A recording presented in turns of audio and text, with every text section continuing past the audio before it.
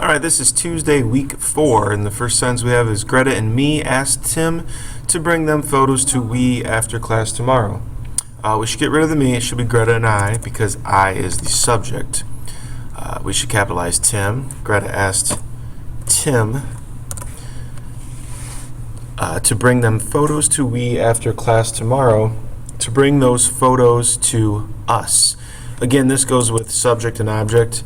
Us is always used as the object, not as a subject, and so we would be used as a subject, not as an object.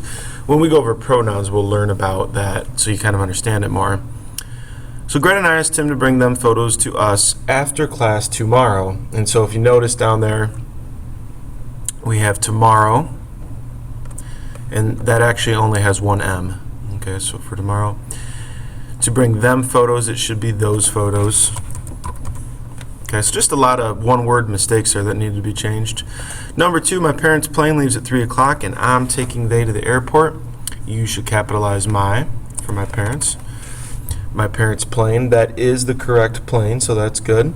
The problem is that it's your parents' plane, so you'd want to go ahead and put that possessive apostrophe in between parent and the S.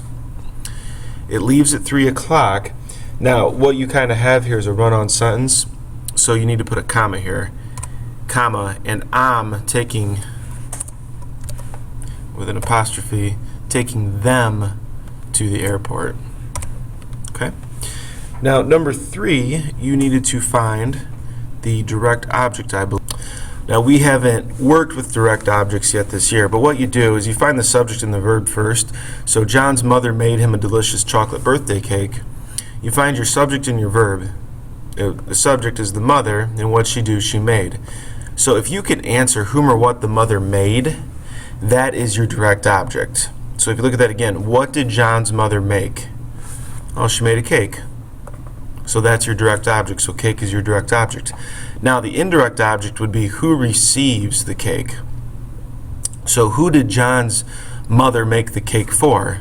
Well, she made the cake for him. And so him is the indirect object. Now there are a couple rules that go with direct and indirect objects. And again, whenever we cover those in class, that's when we'll kind of learn them a little bit more. Number 4 was, again, direct and indirect objects. We asked Lee and Beth a lot of questions about their vacation plans. Then you go ahead, we asked, that's your subject and verb. So if you can answer what or whom did we ask, then you would have your direct object. What or whom did you ask? You asked questions. You asked questions. That's what you asked, okay? You asked questions. Who did you ask those questions to? Lee and Beth. So therefore, questions would be your direct object. Who you asked the questions to would be your indirect object. Lee and Beth would be your indirect object. And finally, number 5, Galileo is called the father of modern physics. He was born in 1564. You're supposed to correct the run-on sentence.